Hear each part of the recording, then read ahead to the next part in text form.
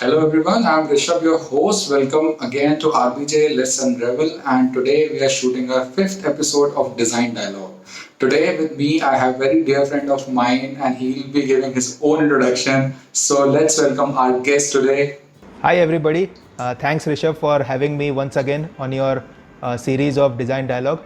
My name is Sushovan Majumdar, and I am into a lot of things in my life. Like I like to call myself ideapreneur, which literally means building new ideas and working towards building those and commercializing those in various ways possible. I did my transportation design as a qualification. After that, I worked in Maruti Suzuki for like 3 years, and then I moved to innovation field. Currently, I'm working as a design and innovation consultant with many companies. I do a lot of freelance work. I also have my own startup, which is a food breakfast startup based on cloud kitchen concept, and I also do a lot of online teaching. So yeah, that's me. I am into many things, not just as a transportation designer anymore. Great. So you are a freelancer, you have a startup, you are a consultant, you are a mentor, and you're doing a lot of stuff. And that's good to know because it will be a multi-dimensional conversation I'm hoping for. So to start with, I would like to know about the product innovation segment of your profile. So how does it function and all those things? If you can just give us the idea of product innovation. Sure. So product innovation is actually a multidisciplinary team where there are designers, there are consumer researchers, there are technology people, where everybody work together to actually find future opportunities where there can be business impact for a company.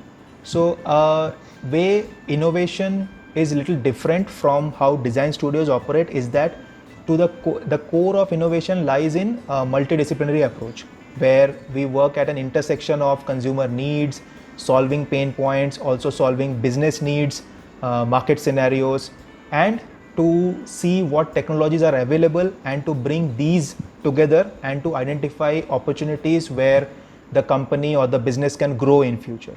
So that's what I can say as a core of how an product innovation team works. Now, there is a lot of similarity between design studios and product innovation teams, but the similarity is only that it's a creative field, it's a creative team. But apart from that aspect, that it's a creative team, there are major differences in the way we approach product and in the way a design team approaches a product. Okay, so Shobhan, that was good to know about the team structure of it and how you function in a product innovation team. But can you tell us a little bit more about the process that you guys follow? Because we are talking more about process in our design series because we have realized now that it's quite important. So we would be very happy to know a little bit on the product innovation process. Sure. So the process. So as I said, like we are a multidisciplinary team. So the process also follows a very collaborative, a very cross-functional kind of a process where we almost start from where the market is going, like what are the market needs, how is the competition, and this becomes like our first, which forms the you can say a brief, innovation brief. Like this is the market problem, how do we solve? Then we start with understanding the consumer needs. So in innovation, one of the key aspects is to understand consumer insights. So we do a very thorough consumer research, desk research, primary research. We go out to the field, we meet consumers in various formats, and we interact with them. We spend hours and hours to synthesize the research data and to build the pain points. So a lot of innovation lies in solving consumer pain points in a certain way. So as a process, like we go into consumer research, and then once the research is done, we identify the pain points. Now typically what happens is, now how does it differ from a plain research project is that a deliverable of a consumer research project is the pain points, the needs, the trends. However, as an innovation team, we go a step further because there can be hundreds of pain points that we identify, but are those in our scope to solve is a second question that we have to ask ourselves. So out of all the pain points, what are the pain points which are in the scope of a company that we are working or we are trying to innovate? So that becomes another checkpoint. So we figure out those, and then those forms the baseline for concept developments or opportunity hunting. We call it identifying business opportunities. So the business opportunities becomes like our concept directions. Like these are the 2-3 directions where the company should invest in for say next year or the year after in this kind of product category. So that and taking that direction, we then move on to the design part of it, which is the concept development. And so in a innovation process, designing or the conceptualization part comes a little later than a typical design project where we start with ideations. So here we start with understanding the market, understanding the consumers, identifying pain points, filtering those, finding business opportunities, and then we get into conceptualization. Okay. I would like to add on to the pain point part. So we collect a lot of pain points, but companies have to see the value proposition also. So users might be having a lot of pain points, but they might not be knowing what is the cost at which it will be solved. So companies have to take care of that proposition value also. So if they spend this much of Right. money, would consumer would be able to spend that much money to get this solved? So I understand it's a critical thing to understand, and it's very complex. So here comes a trade-off mechanism. So how you do those trade-offs while solving those problems? So that's what you're right. Like there is a lot of trade-off that we may come up with many problems, but there is always a cost to the solution. Now that cost does not necessarily mean monetary cost, but there is a technology cost, there is a resource cost, there is the cost of educating a customer. So there are a lot of intangible costs related to solving a problem. So typically as a team, we also have to prioritize or make a roadmap even. Like if we start today, what problems can we solve today? Then maybe once we solve those, maybe we can move on to other problems. And hence in a timeline of say 2 or 3 or 4 years, we may be able to solve maximum number of pain points. So Shravan, you mentioned that concept development starts at a later stage. So there would be different teams who are doing concept development, and there will be different people who are doing research. So how is the transition of insights from the people who have done research to the concept development? Because in my experience, a lot of information gets lost in that process. So how do you make sure that whatever insights have come, it gets converted properly into a product feature or function through concepts? Sure. So yeah, exactly. So this is actually, we take care in 2 ways. One is having designers as a part of innovation team. So that's one. So every team that we form based on projects consists of 3 to 4 members, where one person will be leading the consumer research, one person will be leading the concept development or hypothetical concepts or idea generation, and one or two person will be responsible for coordinating with the R&D teams, taking them on board, like what are the technologies available with us to solve a certain kind of pain point. So it's a multidisciplinary team. So we don't give pain points to the further departments, because pain points are always subject to interpretation, your own ways of solving. But however, the research methods that we follow, we almost kind of ensure that the pain point which we are solving in the right way. In that way, we try to see that the essence is not lost in the transition. Good. Actually, while you were explaining, I got stuck to one word, is context, which is very important. So design being subjective, context makes the most problems or solves most problems. Because with which context user told that pain point, how researcher understood it, and how designer is working on it. So being on the same page is very important. Okay, so now we have reached to a level where concepts are being developed, but still it's not yet a commercial product.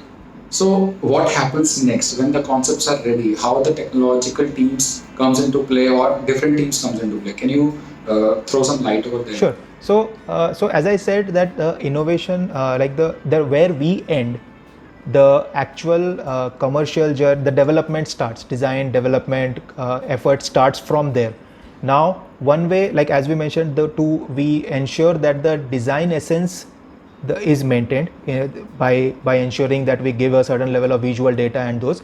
Similarly, we throughout our when we are ideating internally, like when we are identifying the pain points, when we are trying to build ideate solutions, brainstorm, what we typically do is we make a small team of from the R&D departments, a representative team. Like we don't involve the full R&D, but a kind of small task force, you can say, who work with us from a very initial stage where we are making some hypothetical concepts, we are doing some we are finding user pain points. We engage them in a way that like we get some pain point, and then because typically in innovation what happens is it's very rare that it's not invention, right? It's not invention. So we are not inventing a new solution. Innovation typically is improving or utilizing some existing infrastructure and creating something impactful with that. So usually what we always try to hunt is existing technologies. Like maybe we have certain R&D members who have some solutions or some POCs with them or some previous projects. We try to hunt those as well. Like if there are any existing solution already, maybe not commercialized but in pipeline or on the shelves, which can enable us to find a solution to solve certain pain points. So there is these kind of engagement from the technical teams, and also once the development starts, we constantly work together with the design team and the R&D teams, so that, as I said, the context has to be always maintained. Even when the POCs are developed, proof of concepts are being developed, the demos are being developed, some solution infrastructure has been built. There also, because ultimately what happens is everybody who is working on the product, they have their own minds, their own creativity. Even the engineers will bring their own creativity. However, we have to channel those creativity so that the context or the relevance is not lost for the solution. So we kind of work till the end. Even we sometimes we also work with the marketing team as well, because even the marketing of a product has to fit to the same context that we started the research with. So if certain pain point was framed or was inspired from a certain kind of a surrounding or a situation or a profile, we also try to ensure that the marketing communication event like before the launch is also targeting those same things, like they are also talking about the same pain points, they are using the same insights for building the creative ads, for building the tech bloggers communication. So we try to work on that channel also. Okay, great. Okay, so that is the whole process, how the pain point solution turns into a product and get commercialized. But we would like to know, what is your advice to students? Because the students are not aware of all these factors, what is going on in the industry. So how should they approach their design journeys starting from the very first day? How do they get to know about these information? So what are your thoughts on that? Yes, it's a good point actually. Actually, it's also a pain point for the innovation teams in industry to get students from design background. Although, as I mentioned, we have designers in the team, but typically it's a struggle to find fresh graduates from the colleges, because typically in a design college we are never aware that there is something like how differently there are different teams or different applications of design in the industry, innovation being one. Like innovation teams also have design members. However, the students or the curriculum is not really designed to enhance the innovation capabilities or the design research part. So my suggestion will be to the students who want to pursue an innovation role, which is a little different from the design role. They need to understand that innovation is always, the core of innovation is not design actually. The core of innovation is making a business impact. So as a designer, you also need to think how to create impact, how to say create a product that can touch millions of users base, or they can solve millions of users problems. They have to, so like we in our team we say that we always find non-obvious observations. Now as a designers, we are always trained to observe. We are always said observe your surroundings, get inspiration. But there is something called non-obvious observations which are not communicating to you. Like there are many things we can observe and see, okay, we can get inspired, like architecture or nature. These are direct inspirations which we observe and get inspired. But there are beyond these, like there are some things that is not very obvious and not very visible to people. So those kind of observations we need to identify, and Innovation only happens when you observe certain things and you find that there is a little problem in that area, like there is a pain point involved in it. There will be many observations. So typically how designers work is we observe, we get inspired, we design. However, for innovation, you need to observe, you need to find what is the missing piece in that, what is the pain point, and then you design for the pain point. You don't design by getting inspired from anything. We don't need to design anything from inspiration. You need to design on the pain point. So that's a small difference. Now, how students can focus on this is by talking to many people, like talking to engineering students, talking to what MBA So typically a best way to groom yourself for innovation profiles is to have a multidisciplinary knowledge. Like I said, from my personal experience also, I have done multiple things till now. That's why I'm able to observe things, give insights into certain products. Maybe some insights I get from my food startup, which I then apply it on some other freelance work that I'm doing, because the consumers ultimately are all same. So the more you understand consumers, you try to dig in their life, their pain points, that is where innovation happens. So basically, they have to develop a skill of reading between the Yes, because the consumers, which is not there, but they exactly, have to see. yes, because consumers will never say that this is my pain point. And if, like, there are a lot of times when consumers say this is the pain point, but you must remember, when the consumer is saying it's a pain point, that means the opportunity is already lost, because everybody knows about it. So everybody will be developing solutions. So when you solve those pain points, it will be an incremental innovation, like a very incremental change. However, when you are able to extract insights which consumers are not saying, but you have read between the lines, you have found a contextual pain point, that is the opportunity which is there, which can create disruptive innovations, like 10x better products or a new product, something like that. Okay, so I feel that's a great advice to students who are viewing this video, and I hope it helps.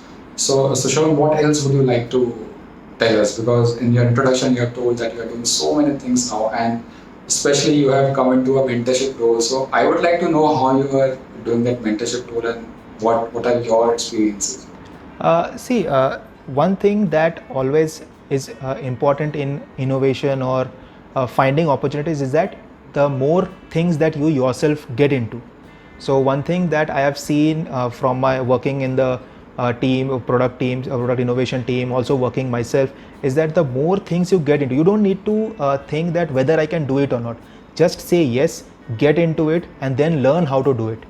So that's the best way to learn. So I would recommend everybody, practicing designers or students who are watching this, the best way to learn is just say yes and jump into it.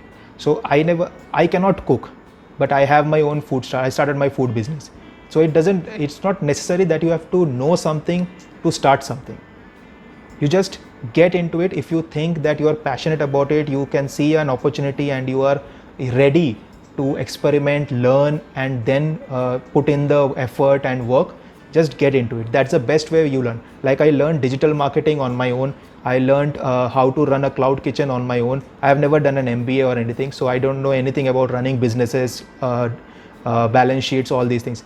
I have taught finance. I have learned finance myself, so that I can invest in stock market. I can give some investment advice to my friends and families.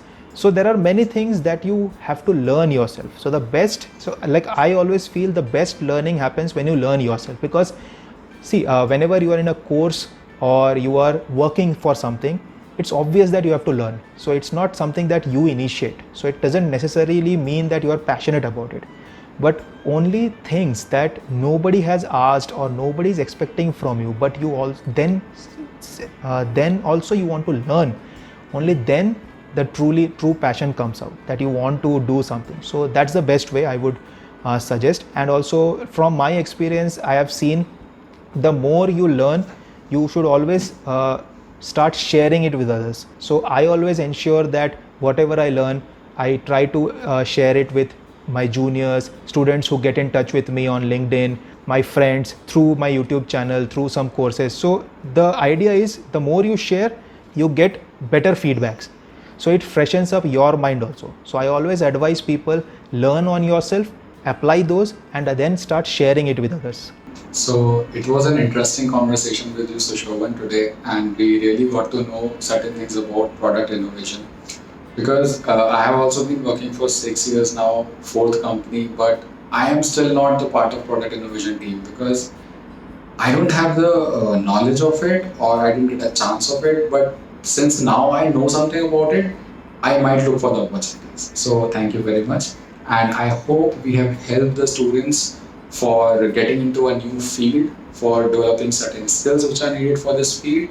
I would suggest everybody watching this video to be open, learn design, and keep doing whatever you're doing.